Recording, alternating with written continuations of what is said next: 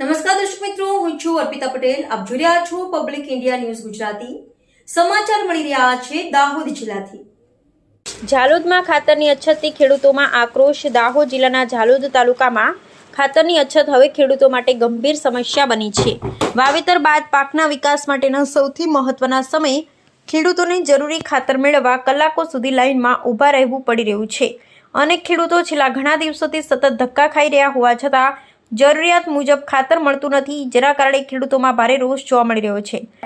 4-5 દાડા થયા છે, રખડે ને ખાતર મળતું નહીં. અહીં લાઈનમાં ઊભો રહીને પાછો જાય. તો હું 3 વાગ્યાનો ખાતર લેવાલો હે, લાઈનમાં 3 વાગ્યાનો ઊભેલો હે, પણ મને ખાતર મળતું નહીં અને કાળા બજાર બેસી ખાઈ રહ્યા છે. રાત્રેના 3 વાગ્યે આવેલો છું અને ખાતર ગોડાઉનમાં હોવા છતાં લાઈનવાળા લોકોને આપતા નહીં. મેનેજર અને મજૂર મળે ને 500 રૂપિયામાં એક બેગ વેચે છે, કાળા બજાર કરે. ખેડૂતોના જણાવ્યા મુજબ ઝાલોદમાં અંદાજે 12 લાયસન્સ ધારક ખાતર વેપારીઓ હોવા છતાં માત્ર 3 થી 4 વેપારીઓ પાસે જ ખાતરનો જથ્થો પહોંચે છે.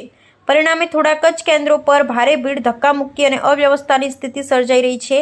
દૂર દૂરના ગામડામાંથી ખેડૂતો સમય અને નાણાં ખર્ચી ખાતર લેવા આવે છે, પરંતુ લાંબી રાહ જોયા બાદ પણ ઘણા ખેડૂતોને નિરાશ થઈ પરત ફરવું પડે છે.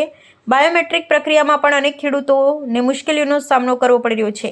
ખાતર ડેપોના મેનેજરને જણાવ્યું હતું કે ઉપરથી મર્યાદિત જથ્થો મળતો હોવાથી માંગ મુજબ પુરવઠો શક્ય બનતો નથી. હાલ એક ખેડૂતને અંદાજે 3 થેલી ખાતર આપવામાં આવી રહી છે અને જથ્થો મળતા જ તેનું વિતરણ કરવામાં આવે છે.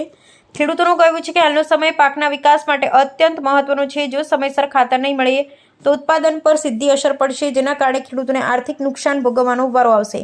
ખેડૂતોની માંગ છે કે તમામ લાયસન્સ ધારક વેપારીઓને સમાન પ્રમાણમાં ખાતરનો જથ્થો ફાળવવામાં આવે, બાયોમેટ્રિકની સમસ્યાનો તાત્કાલિક ઉકેલ લાવવામાં આવે અને પૂરતો જથ્થો ઉપલબ્ધ કરાવવામાં આવે, જેથી અન્નદાતાને પોતાના હકના ખાતર માટે કલાકો સુધી લાઇનમાં ઊભા રહેવાની ફરજ ન પડે. હવે ખેડૂતોની નજર જિલ્લા વહીવટીતંત્ર અને કૃષિ વિભાગ પર છે કે તેઓ આ ગંભીર પ્રશ્નનો તાત્કાલિક ઉકેલ લાવી ખેડૂતોને રાહત ક્યારે આપે છે. સત્યવાદ, જનતાનો વિશ્વાસ, પબ્લિક ઇન્ડિયા ન્યૂઝ. જસુભાઈ ગણામાં એમ સત્યની સાથે.